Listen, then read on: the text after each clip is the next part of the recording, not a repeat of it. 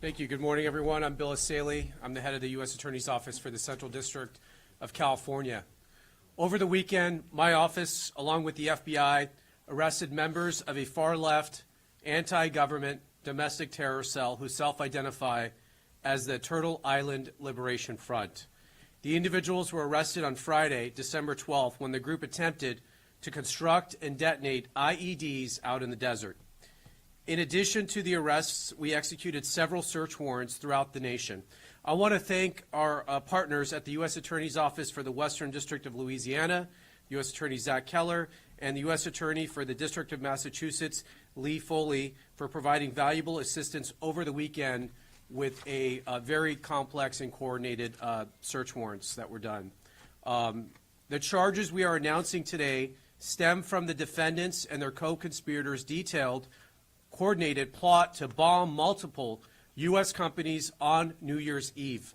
Thankfully, that plot has now been foiled thanks to the hard work of the FBI and the Department of Justice.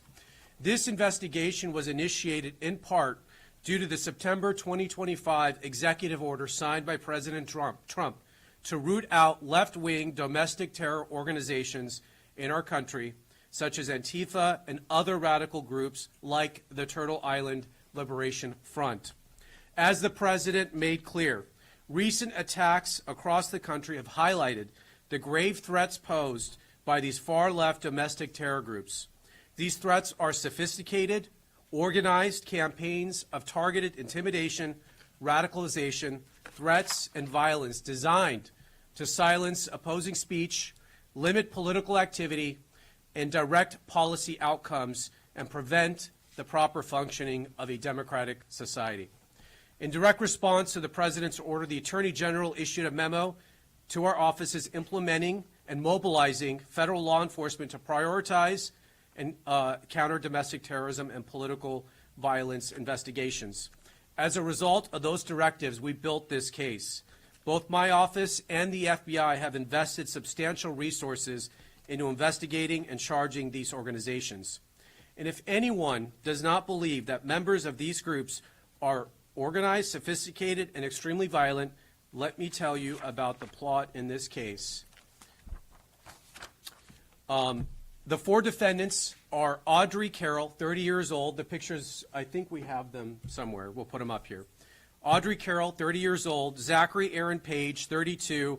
Dante Gaffield, 24. And Tina Lay, 41. Each from the Los Angeles area.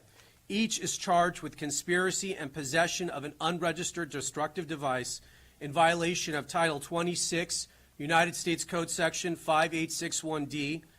We intend to file additional charges in the coming weeks as we finish reviewing the evidence.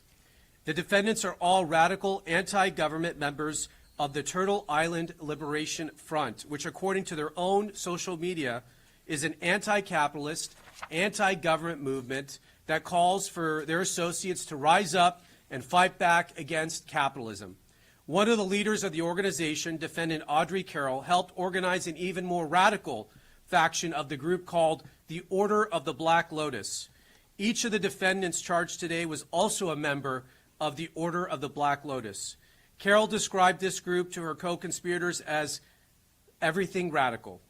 As detailed in the federal complaint, which we will now make public, in November 2025, Defendant Carroll created a detailed bombing plot to use explosive devices to attack 5 or more locations across Southern California on this upcoming New Year's Eve. Carroll and her co-defendant, Zachary Page, led the effort to obtain and build the bombs and to recruit others to join in their plot. Carroll's bomb plot was explicit. It included a step-by-step instructions to build IEDs, or improvised explosive devices, and listed multiple targets across Orange County and Los Angeles. Carroll also made clear her desires. She said, quote, "What we are doing will be considered a terrorist act." Carroll and Page also discussed plans for follow-up attacks after their bombings, which included plans to target ICE agents and vehicles with pipe bombs. Carroll stated that those plans would, quote, "take some of them out and scare the rest." Throughout early December, the co-conspirators discussed their plans during an in-person meeting in Los Angeles and through an encrypted messaging application.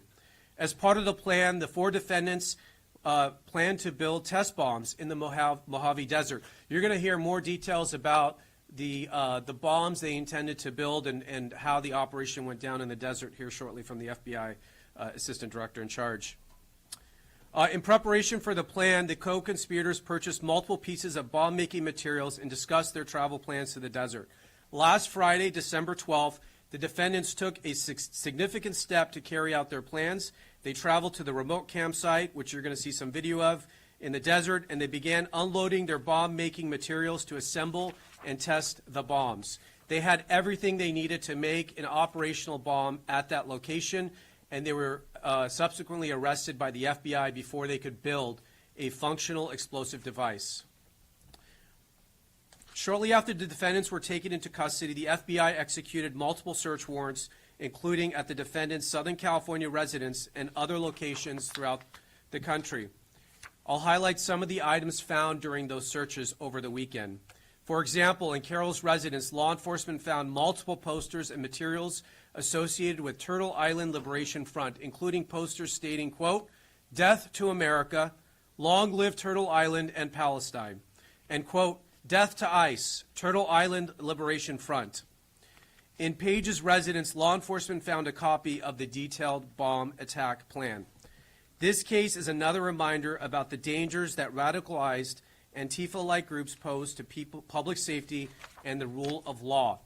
Through the tireless work of our prosecutors in my office and our law enforcement partners, which you will hear from today, we disrupted this terror plot before buildings were demolished or innocent people were killed. But this is not the end of our work. My office is committed to extinguishing the far-left terror threats that we face, and will continue to work 24 hours a day, 7 days a week. The 4 defendants arrested will make their initial appearance this afternoon at the federal court in downtown Los Angeles. They are each considered innocent until proven guilty. I will now turn it over to the Assistant Director in charge of the FBI LA office, Akil Davis.